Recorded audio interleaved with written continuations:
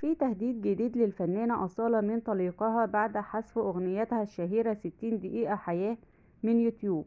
كشف المخرج والمنتج طارق العريان أن حذف الأغنية من جانب يوتيوب مجرد بداية لحذف عشرات الأغاني من قنوات الفنانين آخرين، والتي هي محط النزاع، حتى تعود ملكيتها وأرباحها رسميا إليه ولشركة إنتاجه الخاصة حاليا.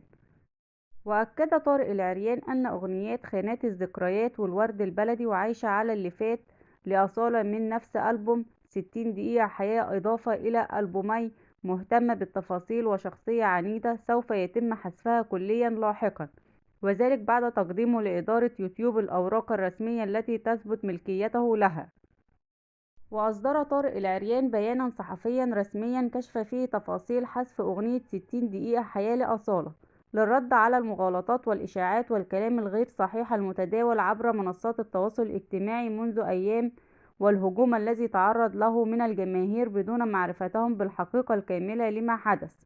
مؤكدا أنه لن يتنازل عن إجراءاته القانونية في المطالبة بحقوق أعماله الغنائية ما دامت الحلول الودية والمهنية لم تجد نفعا.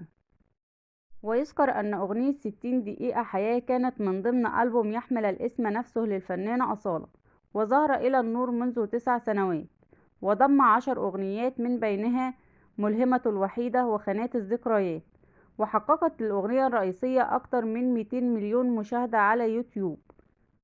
وكان الألبوم نفسه من إنتاج طارق العريان بجانب العديد من الألبومات والأغاني التي أنتجها منذ ذلك الوقت، ولم يستطع الاستفادة من حقوق النشر والتوزيع رغم مطالبته ومحاولاته العديدة في سبيل ذلك.